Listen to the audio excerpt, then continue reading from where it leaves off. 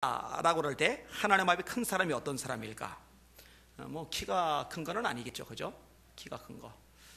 저는 제가 어릴 때는 중간 사이즈였어요. 근데 요즘 애들하고 비교해 보면은 조금 작은 축에 들어가는 것 같아요. 요즘 애들이 그만큼 많이 커지는 것 같아요. 또 하나님 앞에 크다 그럴 때 덩치가 크다. 이것도 물론 아니겠죠, 그죠? 요즘 우리 교회 보면은요, 덩치가 기하급수적으로 줄어든 사람들이 몇 사람 보여요, 그죠? 김민호, 그죠? 성혜림, 그죠? 그다음에 정란이는 확 줄었다가 다시 좀 부른 것 같고, 그다음에 박재신 등등. 저기 35층 계단을 하루에 5번씩 올라간대요. 박재신. 참 대단하다, 독하다라고 생각이 들었어요. 그래서 해보려고 그러는데 다리가 아파서 안 되겠더라고요. 자, 그럼 어떤 걸 크다고 말하는 걸까? 영적인 면에서 하나님이 인정하시는 차원, 영적 거인이라는 차원이 그러면서 크다는 거죠. 예를 들어서 사도 바울은 커요, 커. 진짜 큽니다. 근데 참 재미난 거는요, 이 사울의 이름이, 사울이라는 이름이 본래 이름이고 나중에 바울로 이름이 바뀐 건데, 사울이라는 이름의 뜻은 크다라는 뜻이고 바울이라는 이름의 뜻은 작다라는 뜻이에요. 사울이라는 이름은 크다는 뜻이고 바울이라는 이름은 작다는 뜻이에요. 이름을 큰 자에서 작은 자로 바꿨는데 진짜 거인이 되었죠. 오늘 본문에 등장하는 세례 요한, 정말 하나님 앞에 큰 사람입니다. 예수님이 인정하신 사람이죠. 오늘 이 부분에 대해서 생각을 해볼 건데, 둘로 구분을 할까요? 하나는 세례 요한의 아버지인 사가랴, 이 사람은 하나님이 인정하는 사람이고, 그리고 사가랴의 아들인 세례 요한, 이 세례 요한은 하나님이 크다고 하시는 사람이고, 그러니까 인정하시는 사람 사가랴, 하나님께서 크다고 말씀하시는 사람 세례 요한, 이 둘을 좀 다루도록 하겠습니다. 말씀을 같이 다시 읽을게요. 5절에서 13절까지 한 목소리로 맞춰 읽습니다. 시작. 유대왕 헤롯 때의 아비야 반열에 제사장 한 사람이 있었으니 이름은 사가랴요, 그의 아내는 아론의 자손이니 이름은 엘리사벳이라. 이 두 사람이 하나님 앞에 의인이니 주의 모든 계명과 규례대로 흠이 없이 행하더라.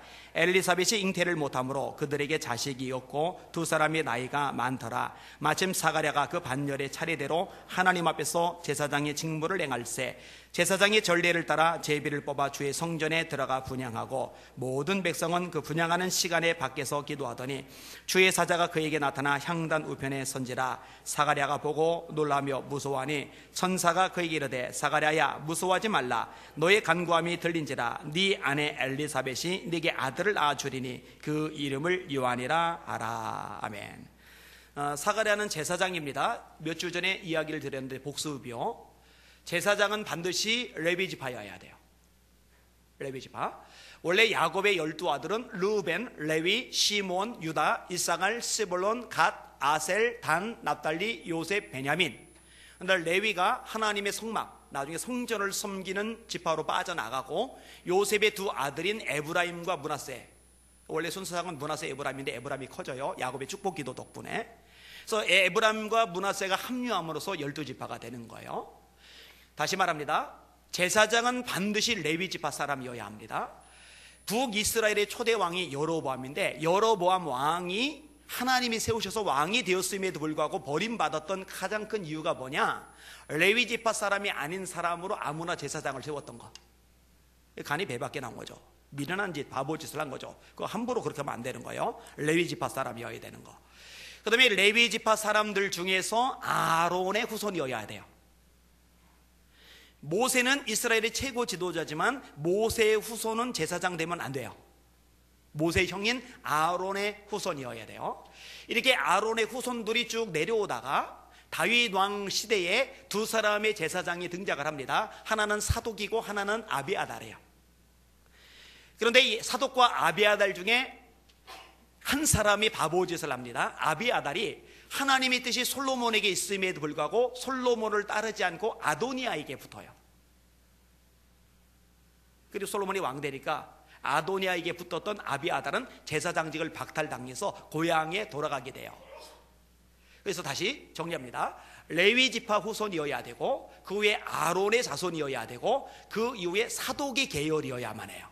그러니까 오늘 본문에 등장하는 사가랴는 레위 지파, 아론의 후손들 중에도 사독의 자손들 중에 한 사람이다. 이렇게 보시면 돼요. 그 사독이란 말에서 사두개인이란 말이 나와요. 이 신약성경에 사두개인이란 말 많이 나오죠. 바리새인, 사두개인, 그 다음에 에세네파 이런 등등의 인물. 그 사두개인 속에 제사장들이 들어가는 거예요. 그렇게 염두에 두시면 돼요. 자, 이 사도계의 후손인 사가랴는 어떤 사람이냐? 하나님 앞에서 의인이었다라고 오늘 본문에 말씀을 합니다. 그럼 이제 헷갈리기 시작을 해요.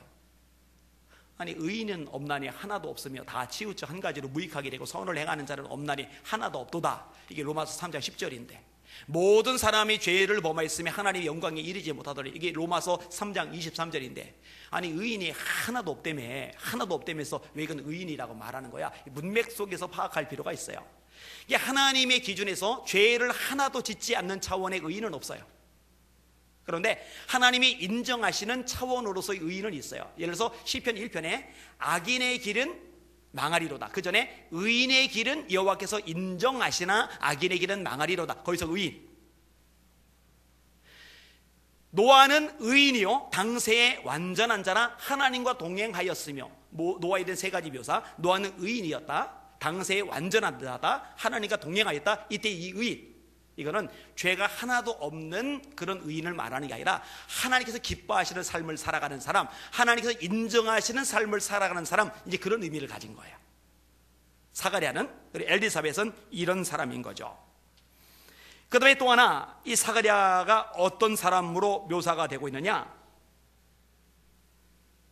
주의 규례대로 흠이 없이 행했다, 이런 표현이 오늘 본문에 등장을 해요. 주의 규례대로 흠이 없이 행했다. 따라 합시다. 하나님의 말씀을 순종하는 사람. 다시 한번, 하나님의 말씀을 순종하는 사람.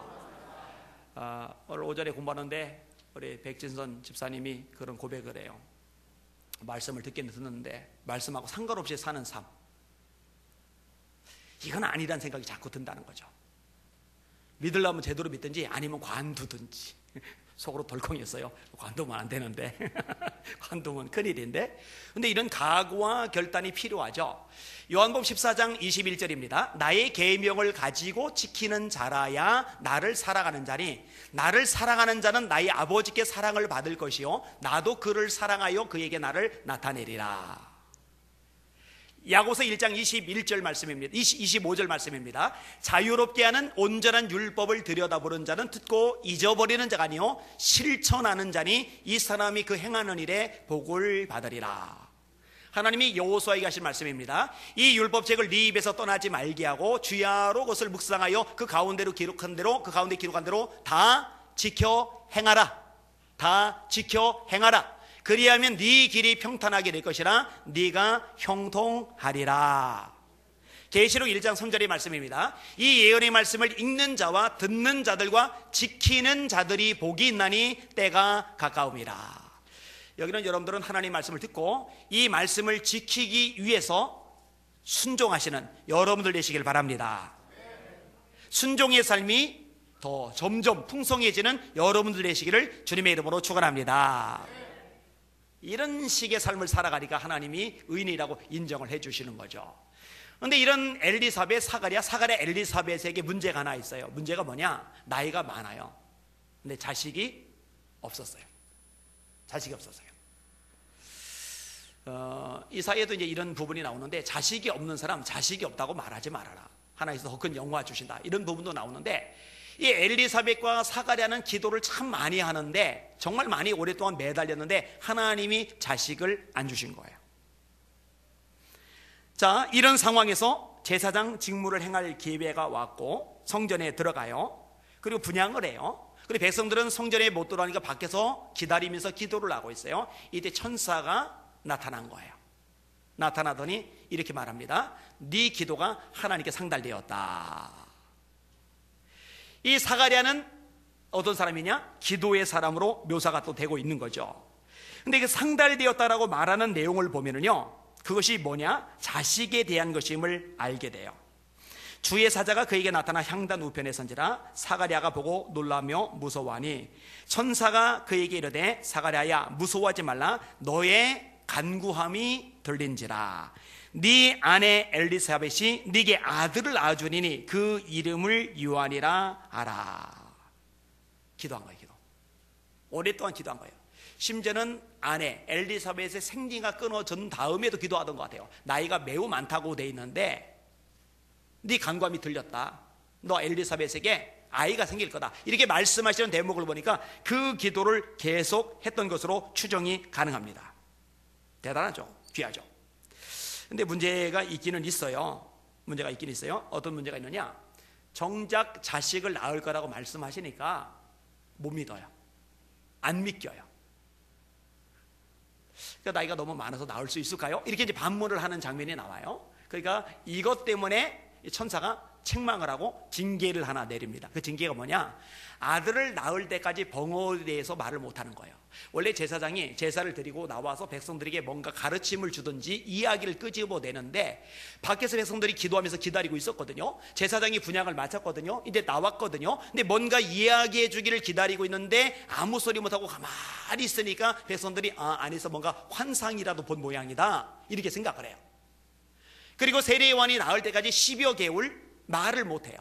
그리고 언제 말을 하느냐? 태어난 다음에 서판을 가져오라고. 세례요한의 이름을 지어야 되는데 원래 그 집안의 이름을 짓는 그런 습관 같은 것들 있잖아요. 근데 요한이라는 이름은 그 집안에서 안 쓰던 이름이에요. 그래서 이 이름으로 이름한 자가 집안 중에 아무도 없다고 주변 사람들이 말해요. 이때 오라고, 서판 가져오라고. 그리고 거기다가 요한이라고 이렇게 딱 쓰니까 그제서야 말이 풀려나와요. 그러니까 믿음의 사람, 하나님의 사람, 하나님이 인정하시는 의인이라 일컫는 사람도 때로 이런 연약함을 보이는구나. 아브라함도 사실 그랬죠. 이삭도 그런 연약함을 보였죠. 야곱도 마찬가지죠. 저도 마찬가지고 여기는 여러분들로 마찬가지예요. 어쨌든 이 사가랴는 하나님이 인정하시는 측면의 사람이에요.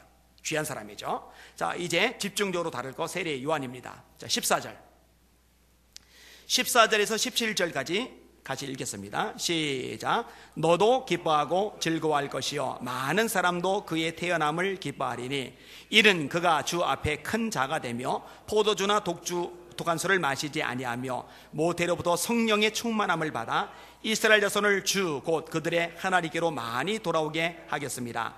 그가 또 엘리야의 심령과 능력으로 주 앞에 먼저 와서 아버지의 마음을 자식에게 거스리는 자를 의인의 슬기에 돌아오게 하고 주를 위하여 세운 백성을 준비하리라. 세례요한이 태어나는데요, 사람들이 기뻐할 거래요. 사가랴 입장에서는 그 나이 많은 상황에서 소중한 아들이 태어나니까 기뻐하는 게 당연해요. 근데 사람들은 왜 기뻐할까? 이유가 있어요. 세례 요한을 통해서 진짜 큰 기쁨을 사람들이 발견하게 되거든요. 여러분, 세례 요한의 사명이 뭐죠? 광야에 외치는 자의 소리. 이 말씀이 어디 예언되어 있죠? 이사야 40장. 그 다음에 아비의 마음을 자식에게 돌아오게 하고 자식의 마음을 아버지에게로 돌아오게 한다는 말라기서의 예언의 말씀이 있어요. 그 말씀에 의하면 예수님이, 다시 말해 메시아가 이 땅에 오시기 전에 엘리야가 먼저 와서 그 마음밭을 읽을 것이라고 예언해 놓고 있어요. 그 다시 오리란 엘리야, 메시아가 오기 직전에 먼저 와서 사람 마음의 맛을 기경하는 그 엘리야가 누구냐? 그게 세례 요한이거든요. 그 세례 요한의 사역은요, 철저하게 예수님하고 연결됐어요. 예수님을 위해서 예비하는 자, 예수님이 가실 길을 닦는 자, 높은 것은 낮아지게 하고 낮은 것은 높아지게 하고 굽은 것은 펴고, 그래서 주님께서 평탄하게 가실 수 있도록 그 길을 예비하는 자, 그게 바로 세례 요한이에요. 광야에 외치는 자의 소리, 실제로 광야에서 외치는 역할을 했거든요. 요한복음 10장에 보면은요, 세례 요한이 헤로디아라는 형편없는 여자에 의해서 헤롯 왕에 의해서 목배임을 당해요. 30대 초반에 장가 못 가요. 자식 못 낳아요. 그러니까 인간적으로 보면은요, 그 젊은 나이에 형편없는 여자에서 목이 잘려 죽었으니 비참한데, 예수님께서 이 세례 요한을 묘사하시면서 뭐라고 묘사하느냐? 여자가 낳은 자 중에 세례 요한보다 큰 이가 일어남이 없도다. 여자가 낳은 자 중에 세례 요한보다 큰 이가 일어남이 없도다. 그럼 세례 요한이 어떤 역할을 하느냐? 요한복음 10장에 보니까 세례 요한은 기적을 한 번도 행한 적이 없어요. 표적을 나타낸 적이 한 번도 없어요. 그런데 예수님에 대해서 증언했고, 예수님에 대해 증언한 그 증언 때문에 수많은 사람들이 예수님을 믿게 되었다. 그렇게 묘사를 해요. 여러분, 인생의 가장 큰 즐거움은, 가장 큰 기쁨과 행복은 예수 그리스도를 내 인생의 구주로 영접하는 이 일입니다. 할렐루야. 그래서 저보고 당신의 인생 속에 아니면 어린 시절 속에 가장 잘하는 일을 하나 선택하라면 뭘 말하겠느냐? 저는 두말할 것 없이 예수님을 내 인생의 주님으로 영접한 일, 그걸 말해요. 그 다음에 두 번째로 가장 잘하는 일을 말하라면 제가 여러 번 얘기했죠. 기도하기를 참 잘했다, 그거라고요. 세례 요한을 통해 진짜 기쁨을 발견해요. 그러니까 사람들이 세례 요한의 태어남을 기뻐할 수밖에 없는 거죠. 근데 이런 부분은 조금 이따 더 이야기를 끄집어낼 거예요. 오늘 본문에 이는 그가 주 앞에 큰 자가 되며 라고 해요. 큰 자가 되며. 여러분, 헤로디아에 의해서 죽임을 당하기 직전에도요, 세례 요한의 삶은 사실 초라했어요. 따라합시다. 이스라엘에 나타나는 날까지 빈들에 있으니라. 여기 청년들이 많아요. 저쪽에 잔뜩 몰려 있는데, 저기 정연이처럼 명진이처럼 에너지 많은 애들을 저 시골 구석에 한 집, 한 2km 떨어져서 또 한 집, 또 한 3km 떨어져서 또 한 집, 그런 집에서 살게 하면 저런 애를 미치려고 할 거예요. 그냥 미치려고 할 거예요. 그거 힘들어요. 근데 여러분, 시골집보다 더 심한 곳이 광야거든요. 빈들이거든요. 낮에는 덥고 밤에는 춥고 먹을 것 마땅치 않고 놀이시설, 문화시설 일절 없고, 애가 막 모자란 거 투성이야. 근데 10대의 나이를 그 빈들에서 지냈어요. 세례요한이요. 20대의 나이를요, 그 빈들에서 지냈어요. 이스라엘에 나타나는 날까지 언제 나타났어요? 30대 초반에. 이스라엘에 나타나는 날까지 빈들에 있으니라. 그리고 선택한 직업이 들판 설교자, 낙타토롯을 입고 음식은 메뚜기와 석청이에요. 제가 요 얘기했죠. 아무리 몸에 좋은 메뚜기라고 해도, 아무리 건강에 좋은 석청이라고 해도 그게 어쩌다 한 번 눈 꼭 감고 먹으니까 먹을 만한 거죠. 능이버섯 좋다고 해도 아침 능이버섯, 점심 능이버섯, 다음 날 능이버섯, 다음 달 능이버섯, 다음에 능이버섯 이러면은요, 능이버섯 보기만 해도요 욕 나옵니다. 욕 나와요. 시큼한 거 보기도 싫어져요. 그런데 일상적으로 1년, 2년, 3년 공생의 기간 동안이요, 세례원의 사역 기간 동안이요, 이 메뚜기와 석청만 먹고 지냈어요. 그러다가 형편없는 여자에서 목 잘라 죽었으니, 후손도 못 남겼으니, 자식도 없으니, 세상이 이렇게 비참하고 초라하고 한심하고 안쓰러운 삶을 산 사람이 누가 있겠어요? 그런데 오늘 본문에 주 앞에 큰 자가 된다. 정작 예수님은 세례 요한보다 큰 이가 일어남이 없다. 여러분, 저는 정말로 이 말씀을 액면 그대로 믿는데요, 진짜 큰 사람은요, 세상에서 막 추앙받고 인기 누리고 명성 누리고 부귀영화 누리고 막 최고라고 일컬어주는 사람이 아니고, 하나님이 보실 때 진짜 하나님 말씀대로 살아가는 사람, 하나님의 영광을 드러내는 사람, 하나님의 이름을 선포한 사람, 하나님께서 기뻐하시는 삶을 사는 그 사람이 진짜 큰 자거든요. 저는 하나님께 그렇게 살아가길 원해요. 그리고 여러분들을 그런 하나님의 사람으로 세워가기를 원해요. 하나님 앞에 큰 사람들 되시기를 주님의 이름으로 축원합니다. 그게 진짜죠, 진짜.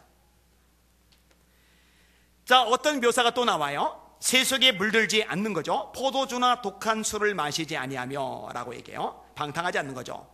여러분, 세상 따라가는 사람은 절대로 하나님 앞에 큰 자가 될 수 없습니다. 정연아, 일어나봐. 일어나봐. 이쪽으로 고개 돌려봐. 고개 돌려봐. 제가 큰데 앉아도 돼. 쟤는 청년이 아니고 학생인데, 제가 이제 얘기를 들어봐요. 듣는데 어떤 얘기가 들리냐면요, 제가 체격이 크잖아요. 그리고 쟤 보세요. 인물은 괜찮지만 인상 쓰면은 좀 무서울 것 같죠. 그래서 일진 학교에서 주먹 좀 쓴다는 애들이 쟤를 자꾸 이렇게 끌어들이려고 그런대요. 자기 패거리 속에. 근데 쟤는 그러고 싶지 않은 거예요. 여러분, 중보기도 해주세요. 왜 대답이 그래요? 여러분, 중보기도 해주세요. 이름이 정연이에요. 하나님, 그 유혹에 넘어가지 말게 하시고, 하나님 들어서 이제 말씀 들으면서 믿음 생활하려고 애를 쓰는데, 하나님, 세상 물결 흐름 따라가지 말고 하나님의 말씀을 따라가는 아들 되도록 축복하여 주시옵소서. 그게 좋은 거예요. 그게 좋은 거예요. 여러분, 세상 흐름 따라가면요, 세상 물결 따라가면요, 절대로 하나님 앞에 큰 자가 될 수 없어요. 여러분, 세상 사람이 좋아하는 거는 뻔합니다. 돈 좋아합니다. 쾌락 좋아합니다. 하나님이 죄 짓는 거 좋아합니다. 지 멋대로 사는 거 좋아합니다. 근데 전도서는 뭐라고 말하냐? 청년들아, 네 눈이 보는 것과 네 마음이 원하는 대로 쫓아 행하라. 마음대로 살아봐라. 그러나 하나님이 이 모든 일로 인하여 너를 심판하실 줄 알라. 너는 곤고한 날이 이르기 전, 나는 아무 낙이 없다고 할 해가 가깝기 전에 너희 창조주를 기억하라. 지금 젊죠, 에너지가 많죠, 하고 싶은 것도 많죠, 재미난 것도 많죠. 그런데 그렇게 눈에 보이는 대로, 마음이 내키는 대로 살아가지 말고 하나님, 너를 창조하신 조물주 그 하나님을 기억하고 살아가라. 이게 마땅하다고 가르쳐주고 있는 거예요. 세례와는 그렇게 사는 거예요. 젊은 시절을, 청소년 시절을, 청년 시절을. 그러니까 큰 자가 되는 거예요. 큰 자가 되는 거예요. 대학 때요, 전 솔직히 외롭더라고요. 왜냐면은 신학생이지만 막 당구 치러 다니는 애들, 주구장창 족구하러 다니는 애들, 그 다음에 또 이렇게 서울신대 밑에 안타깝게도, 그리고 각 신학교 대학교들 밑에 안타깝게도 술집들이 있어요. 술도 좀 마시고. 근데 여러분, 그런 걸 전혀 안 한다. 말씀 잡고, 기도 잡고, 책 읽고, 글 쓰고, 예배 드리고, 교회에서 맡겨진 일 충성 다하고. 그러니까요, 고지식하다는 소리를 듣는 거예요. 홀리 막 그래요. 이거 뭐냐면은 거룩이란 뜻인데 조롱 섞인 말로 쓴 말이에요. 홀리. 하여튼 별의별 얘기 다 들었어요. 이 친구들하고 어울리지도 못하고. 근데 이번 주간에 제가 인용은 안 할 겁니다만, 하나는 저하고 성향이 달라서 전혀 교류가 없는, 그러니까 저한테 이제 목사님 하면서, 저도 목사님 하면서 동기인데 공개적으로 글 오고 갈 때는 서로 존댓말 쓰고 이제 목사님 이렇게 붙이는데요. 이 친구가 저에 대해서 장문의 글을 달았는데 제가 감동받아서 아내한테 그대로 읽어줬어요. 또 하나는 제가 얼마 전에 갔던 한 작은 교회, 동기 목사님 교회, 거기서 또 길게 이렇게 내용을 써줬는데, 지난 다음에 보니까요, 얼마나 그게 유익하고 남는지 몰라요. 여러분 잘 들으세요. 하나님 앞에 뭐가 남는지를 생각해 보실 필요가 있어요. 한 부자가 농사를 졌는데 대박이 났단 말이에요. 그러니까 창고를 크게 져요. 너무 기분이 좋으니까 이렇게 말해요. 내 영혼아, 이제는 평안히 먹고 마시자. 쌓아놓은 것이 너무 많으니까. 하나님이 내려다보시더니 이렇게 말씀하세요. 내가 오늘 밤 네 영혼을 취하리니 네가 쌓아놓은 것이 누구 것이 되겠느냐. 그리고 결론이 무엇이냐. 이와 같이 자기를 향하여 부유하고 하나님을 향하여 부유하지 못한 자가 이와 같으리라. 재산이든 뭐든 간에 자기 자신을 위해서 살아가는 삶이 아니라 하나님의 말씀대로, 하나님의 계획대로, 하나님의 뜻대로, 하나님의 섭리대로, 하나님을 기쁘시게 하는 대로 살아가는 삶의 자국, 이것들이 진짜 남는 것들이거든요. 이것이 여러분의 삶 속에서 그대로 나타나실 수 있기를 예수님의 이름으로 축원합니다. 세속에 물들지 않는 모습이죠. 또 하나 중요한 것이 있는데 따라합시다. 모태로부터 성령의 충만함을 받아. 사실은 이거는요, 모든 사람에게 다 그대로 임할 수는 없어요. 이거는 세례 요한이 특별히 했습니다. 세례 요한은 구약이 예언한 그 인물이니까, 예수님이 오실 길을 예비하는 바로 그 인물이니까. 그러니까 엄마 뱃속에 있을 때부터 성령 충만해요. 뭐 굳이 억지로 적용을 하면은 애기 엄마들이 성령 충만하면은 뱃속에는 태어난 덤으로 충만하지 않을까? 근데 이거는 장담을 못해요. 그런 것을 뒷받침해주는 구절은 없으니까. 근데 세례요한은 뱃속에서부터 성령이 충만했다라고 말해요. 그리고 청소년 시절 성령 충만하게 보내고, 청년 시절 성령 충만하게 보내고, 그래서 30대가 되고 나서 사역할 때도 역시 성령의 능력으로 사역을 감당해요. 예수님을 알아본 것도 어떻게 알아봤느냐? 성령께서 알려주신 거예요. 나를 보내어 세례를 주라 말씀하시는 이가 누구에게든지 성령이 임하는 것을 보거든 그가 성령으로 세례를 주는 분인 줄 알라 하셨기에 내가 보고 그가 하나님의 아들임을 증언하였다. 이렇게 고백하는 대목이 나오잖아요. 성령을 통해서 분별하고 알아채고 드러내는 거죠. 아무튼 성령 충만한 세례 요한이에요. 여러분 성경에 보면은요, 하나님이 쓰시는 사람들 100% 성령의 사람입니다. 모세 성령의 사람 맞죠? 여호수아 성령의 사람 맞죠? 하나님이 모세의 후임자로 여호수아를 지목하실 때 딱 한마디 하세요. 그는 나의 영에 감동된 자리. 그 말 하나예요. 다윗 성령의 사람 맞죠? 사무엘이 다윗에게 기름을 부었을 때 다윗이 여호와의 영에 감동되리라. 삼손이 힘이 세요. 근데 힘이 괜히 센 게 아니라 그것도 성령의 능력으로 센 거예요. 어떤 사람은 성령의 능력으로 말이 유창해져요. 지식의 말씀면서 지혜의 말씀면서 말이 유창하고 좀 다르지만 역시 말과 연결되어 있잖아요. 어떤 사람은 성령의 능력으로 영안이 열려요. 어떤 사람은 성령의 능력으로 병자를 일으켜요. 어떤 사람은 성령의 능력으로 속을 끄집어내요. 어떤 사람은 성령의 능력으로 물리적인 힘도 가져요. 삼손은 물리적인 힘의 케이스죠. 사자의 입을 찢을 때, 여러분, 사람의 힘으로 사자의 입 못 찢습니다. 제 말이 안 믿어지면 키우는 개 입 한번 뜯어보세요. 뜯어지나. 뜯기 전에 먼저 물릴 겁니다. 사자는 개하고는 또 차원이 달라요. 근데 거기 보니까 여호와의 신이 임해서, 여호와의 영이 임해서 찢었다고 돼 있어요. 초대교회 7명의 집사님을 선정할 때 재력 안 봅니다. 학력 안 봅니다. 사회의 배경, 지위 안 봅니다. 그 사람이 인맥 상황 안 봅니다. 딱 하나를 봐요. 성령 충만. 성령이 충만하니까 두 가지 충만이 따라왔다고 그랬어요. 하나는 믿음 충만, 하나는 지혜 충만. 성령 충만한데 믿음이 없다? 거짓말입니다. 성령이 충만한데 지혜가 모자라다? 거짓말입니다. 성령은 지혜와 계시의 영이에요. 성령이 충만하면 믿음의 생각, 믿음의 말, 믿음의 행동을 하게 돼 있어요. 그래서 성령 충만하니까 믿음 충만과 지혜 충만이 따라오는 거거든요. 7 집사님의 공통점, 성령 충만. 여러분 잘 들으세요. 성령 충만한 거는요, 교인들 중에 와 수준이 대단한 애가 아니라 그게 원래 베이직이에요. 그게 기본이에요. 성령이 충만하지 않은 게 삐져나온 거예요. 그게 이상한 거예요. 자, 초대교회가 기도합니다. 주여, 이제도 저희의 위협함을 하감하옵시고 종들로 담대히 말씀을 전하게 하옵시며 손을 내밀어 병을 낫게 하옵시고 표적과 기사가 거룩한 종 예수의 이름으로 이루어지게 하옵소서. 빌기를 다음에 모인 곳이 진동하더니 따라합니다. 무리가 다 성령이 충만하여 담대히 하나님의 말씀을 전하니라. 몇 사람이? 일부가?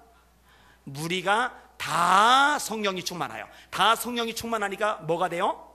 증인이 돼요. 하나님의 말씀을 전하니라. 여러분, 성령을 주시는 목적이 뭐예요? 오직 성령이 너에게 임하시면 너희가 권능을 받고 예루살렘과 온 유대와 사마리아와 땅끝까지 이르러 내 증인이 되리라. 되어야 한다가 아니에요. 증인이 되리라. 자연스럽게 돼요. 여러분, 제가 성령이 충만하니까요, 제 속에요 불이 붙어요. 무슨 불인지 알아요? 예수 전해야 되는데, 예수 말해야 되는데, 저 예수 믿는 사람 저거 어떻게 저거 천국 가야 되는데, 그 생각만 막 머릿속에 꽉 차요. 어제 우리 꼬맹이 남자 청년들 밥 먹는데 명훈이가 그래요. 자기는 성경 공부할 때 그랬나? 자기는 한국 교회를 위한 기도, 대한민국을 위한 기도, 그러면 감이 안 온대요. 뭔 말인지 모르겠대요. 와닿질 않는 거예요. 대신 뭐 기도하느냐, 뭐가 와닿느냐, 자기 주변에 있는 친구들 예수 믿고 구원받게 하는 거, 그거는 마음이 애절해서 그 기도 계속 한다 해서 기쁘더라고요. 그리고 이제 한마디 했어요. 나라를 위한 기도, 한국 교회를 위한 기도, 이 기도도 점점 가능해질 거라고. 이게 단계라고. 그러면서 제 아내에게 기도해 줬어요. 제 아내도 저랑 같이 그렇게 오랫동안 살았는데 한국교회 그렇게 얘기를 하는데도 한국교회라는 게 와닿지를 않아요. 근데 제가 집회 갔는데 따라왔어요. 그날 연합집회이기 때문에 저마다 교회가 달라요. 여러분, 각자 교회를 위해서 기도하세요 했더니 아내가 예수 비전 교회를 위해서 기도하려는데 그때 성령께서 알게 하신 거예요. 한국교회가 내 교회다. 한국교회가 내 교회다. 그게 제 아내의 전환점이거든요. 이 얘기를 해주면서 너도 이제 그렇게 되게 될 거야.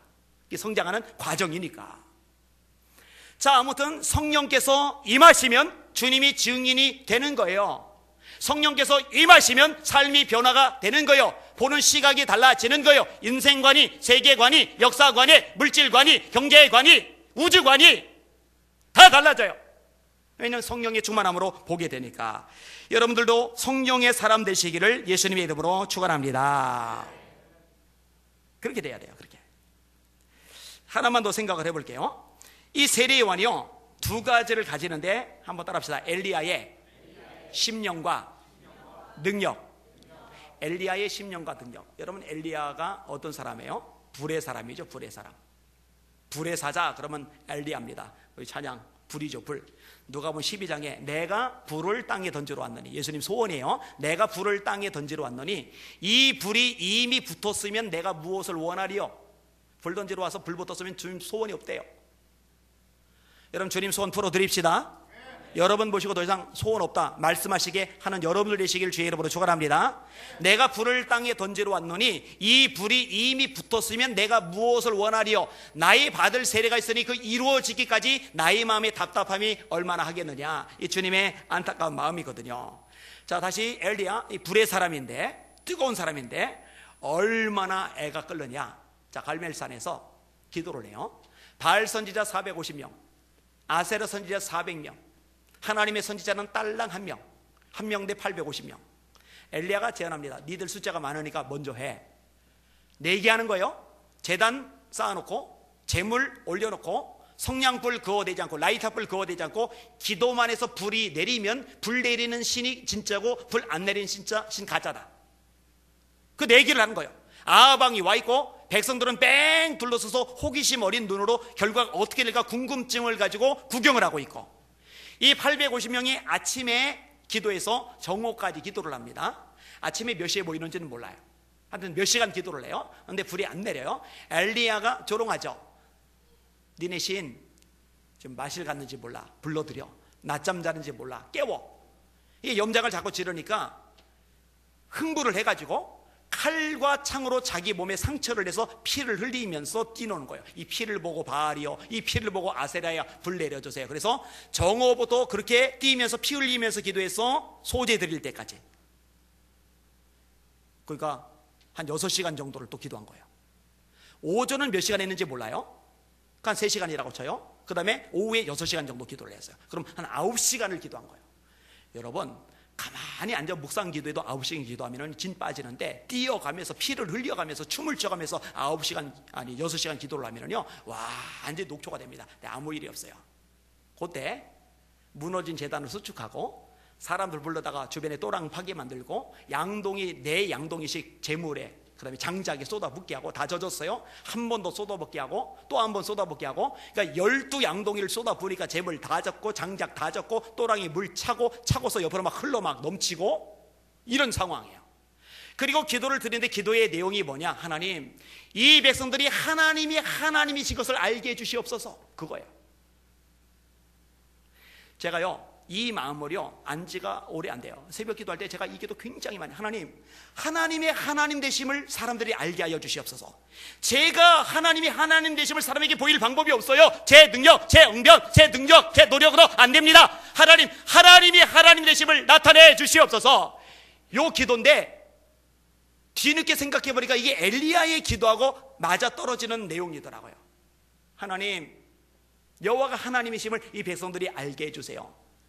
제가 하나님이 보내신 하나님의 종이라는 걸 백성들이 알게 해주세요. 이렇게 기도를 드려요.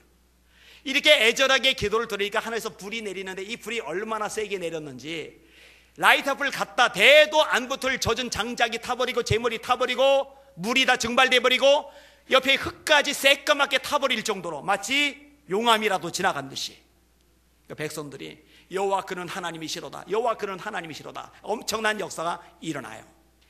이게 엘리야의 심령이고 이게 엘리야의 능력이에요. 엘리야는 이 두 가지를 다 가져요. 하나님 아버지의 마음, 그래 하나님 아버지의 마음을 백성들에게 보여줄 수 있는 구체적인 능력, 구체적인 권세. 그러니까 병자가 일어나지 않고 예언의 은사가 없고 방언하는 것도 아니고 수많은 어떤 기적들을 행사한 적이 단 한 번도 없지만 사람들의 마음을 녹여서 그들이 예수님을 믿도록 만들어준 것, 사람들의 마음을 녹여서 그들이 예수님을 믿고 구원받도록 한 것, 이거야말로 진짜 능력이거든요. 엘리야의 심령과 능력을 가지고 올 것이다 라고 돼 있는 그대로 엘리야의 심령과 능력으로 사람들의 마음을 녹여버린 거예요. 그러니까 그 말씀 들으러 사람들이 모여드는 거예요. 광야로 모여드는 거예요. 구름대처럼 볼때처럼. 권력자들도 오는 거예요. 존경받는 종교 지도자들도 오는 거예요. 그들이 높은 사람들이 왔다고 아부하잖아요. 누가 너희를 가르쳐 임박한 진노를 피하라더냐. 도끼가 이미 나무 뿌리에 놓였으니 좋은 열매를 맺지 않는 나무마다 찢겨 불어 던져지리라. 너희가 회개에 합당한 열매를 맺고 속으로 아브라함의 자손이라고 말하지 말라. 하나님이 능히 이 돌들로도 아브라함의 자손이 되게 하시리라. 다시 말해 회개에 합당한 열매를 맺지 않으면 종교 지도자여도 정치 지도자여도 존경받고 인정받는 지도층 인사여도 아무 소용 없다는 거죠. 제대로 된 하나님의 말씀을 전해서 사람들의 마음을 녹여버린 거죠. 진짜 하나님의 사람, 진짜 큰 자 맞아요. 여러분들은 아실 거예요. 제가 너무너무 부러워하는 인물이 바로 이 세례요한이었다는 거. 그런데 이미 틀려버렸다는 거.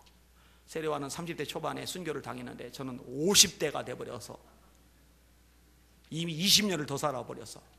그렇지만 세례요한의 그 마음, 그 세례요한의 그 능력, 예수님이 오실 길을 예비했던 세례요한처럼 다시 오실 예수님의 길을 예비하는 그런 삶을 살다가, 그런 삶에 내 인생을 불사르다가 주님 오실 때 영접할 수 있다면 난 더 이상 소원이 없다.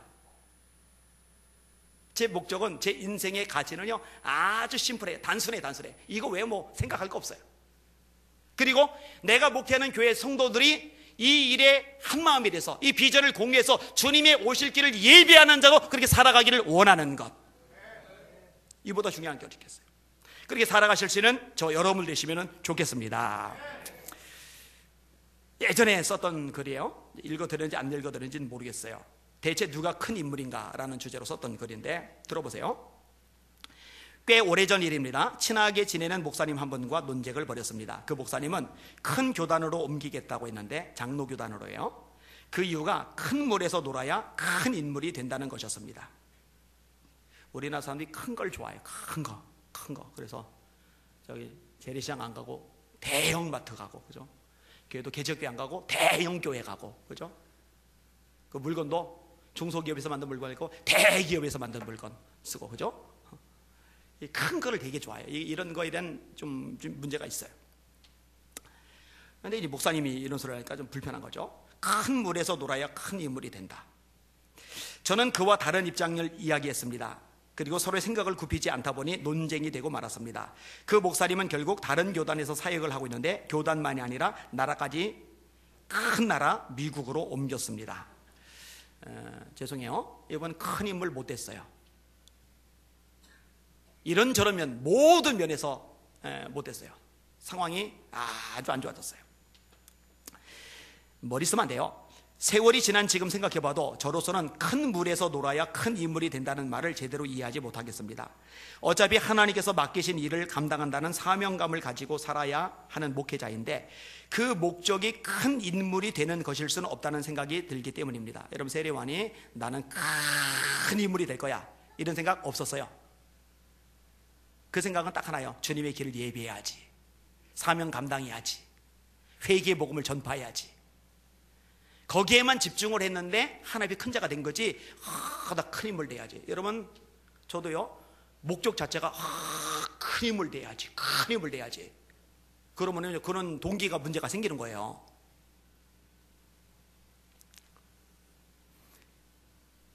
그리고 큰 인물이라고 하는 것의 기준도 저로서는 애매하게 다가옵니다. 도대체 뭐가 큰 인물일까? 큰 교회의 목사가 된다든지 대외적으로 유명한 인물이 되는 것이 큰 인물이 되는 것인지요? 제 생각으로 하나님 앞에 큰 인물은 큰 일들을 감당하는 유명한 사람이 아니라 하나님의 말씀에 온전히 순종하는 사람입니다. 하나님이 가라고 한 곳에 가서, 하나님이 서라고 한 곳에 서서 하나님이 하라고 하는 그 일을 감당하는 사람이 진짜 큰 사람이 아니겠는지요? 만약 하나님의 뜻보다 자신의 계획을 앞세워 열심히 일했고 그로 인해 대단한 결과를 얻었다 해도 그것은 하나님의 사람으로서 자격 미달이 아니겠는지요? 빌립의 전도로 사마리아에 큰 부흥이 일어났을 때 성령께서는 그에게 광야로 가라고 하였습니다. 많은 병자가 일어났고 귀신이 떠나갔으며 수많은 사람들이 예수님을 믿겠다고 모여드는 상황에서 이 모든 것을 접고 사람들을 찾기 힘든 광야로 가는 것은 분명 쉬운 일이 아닙니다. 열심히 목회했더니 교인이 막 대형교회가 됐어요. 근데 목사님이, 하나님이 갑자기 대형교회 사임하고서 섬으로 가래, 섬으로. 빌립은 사마리아에서 유명 인사요. 모르는 사람이 없어요. 막 귀신들이 나가고 병자들이 일어나고. 그러니까 그 지역에서 유명해서 영향력을 떨치던 마법사 시몬이 빌립 집사님이 뒤를 졸졸졸 쫓아다니면서 막 배우려고 하는 거예요. 근데 다 놔두고 광야로 가요. 쉬운 일 아니죠. 그러나 빌립은 성령의 지시에 순종하여 광야로 갔고 그곳에서 에티오피아 여왕 간다게의 고위직 관료를 전도하였습니다. 만약 빌립이 사마리아에 그대로 남았고 그곳에서 영향력 있는 사역자로 머물렀다면 그는 진정한 하나님의 종일 수 없습니다. 최근 사역지와 관련해서 문제가 되고 있는 것이 있는데 목회자들이 서울이나 수도권에서 사역하기를 선호하고 있다는 점입니다. 지방으로 내려가는 것을 좌천이라고 말하는 이들도 있는데 놀랄 일입니다. 진짜 이렇게 말해요. 저 지방으로 목회지가 나면 좌천이래, 좌천. 우리 유 목사님은 대전에 있다가 서울로 왔으니까 승진이네, 승진. 성공이네, 서울로 진입했으니. 한 번 지방에 내려가면 서울로 다시 오기 어려우니 애초에 서울에서 자리를 잡아야 한다고 충고하는 사람들도 있어요. 진짜로 있어요. 있는 게 아니라 많아요. 그들이 진정 하나님의 사람이 맞나 하는 의심이 듭니다. 아래는 목회자를 구하기 힘든 지방의 상황에 대해 밝힌 어느 목사님의 글입니다.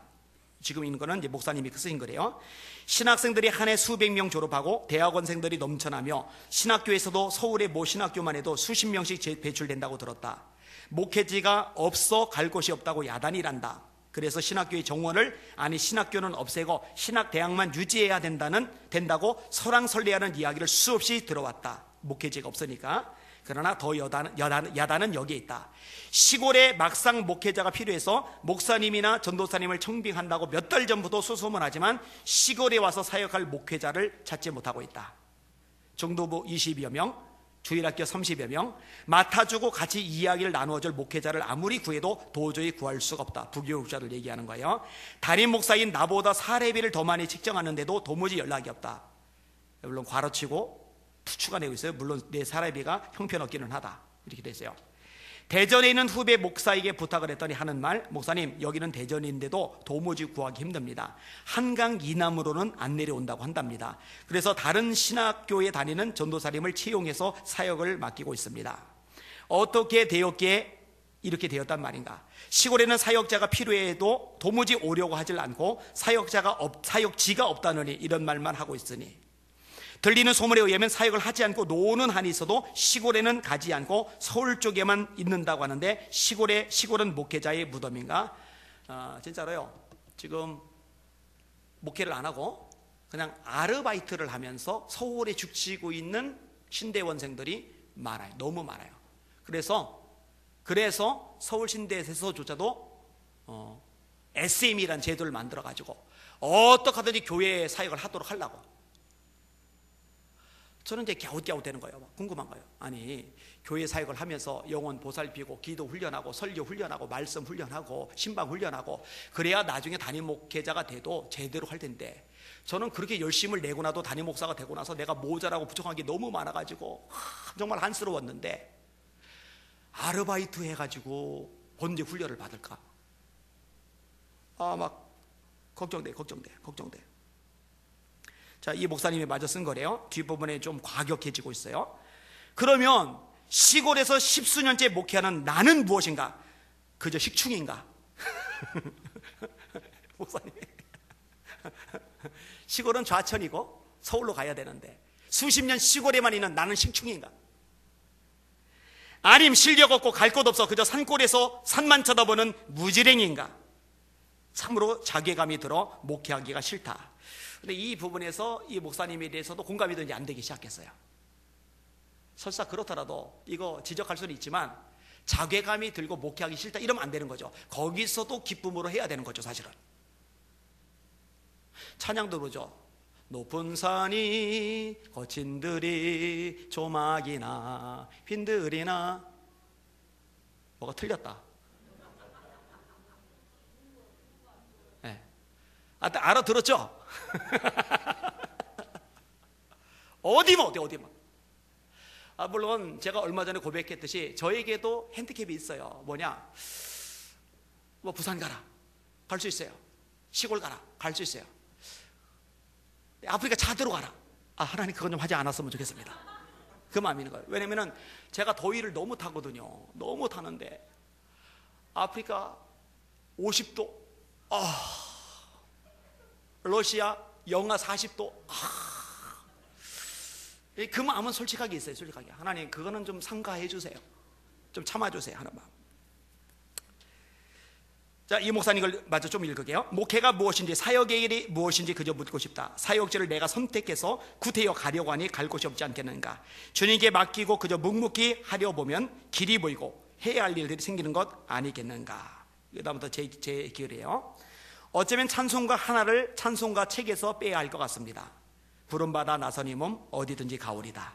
괴로나 즐거우나 주만 따라 가오리니 어느 누가 막으리까 죽음인들 막으리까. 어느 누가 막으리까 죽음인들 막으리까.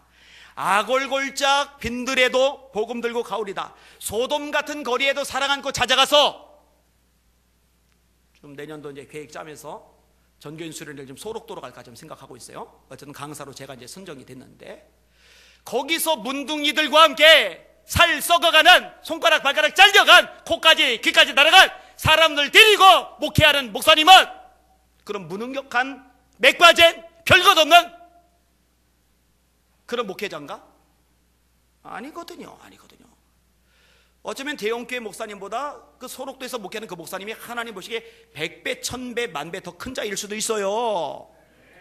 인간의 눈으로, 세속적인 눈으로, 탐욕의 눈으로, 잘못되고 왜곡되고 삐뚤어진 문화에 영향받은 눈으로 보다 보니까 우리도 큰 거, 좋은 거, 편한 거, 넉넉한 거, 남아도는 거, 대접받는 거, 떵떵거리는 거, 여기에 막 관심이 가 있는 거지.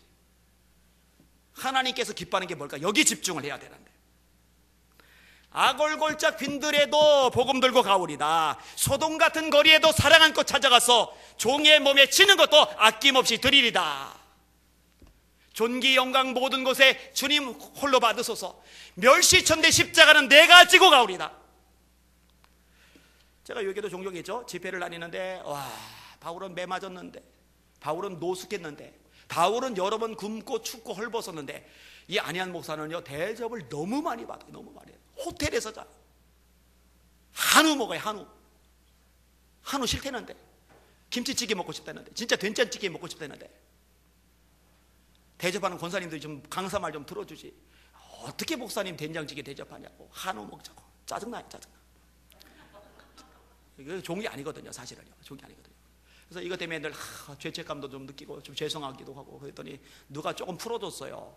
바울 사도는 예수님 만나기 전에, 사역자로 살기 전에 넉넉하게 살았다. 그리고 뒤에 고생한 거다. 근데 안 목사님은 오랫동안 고생하다가 뒤늦게 잘 먹고 잘 지내는 거니까 쌤쌤이다. 그러니까 이거 좀 일리가 있다. 그래서 제가 그분 되게 좋은 마음이 생겼어요. 제 마음이 죄책감을 좀 풀어줬거든요. 존귀 영광 모든 곳에 주님 홀로 받으소서. 멸시천대 십자가는 제가 지고 가오리라. 이름 없이 빚도 없이 감사하며 섬기리라. 이름 없이 빚도 없이 감사하며 섬기리라.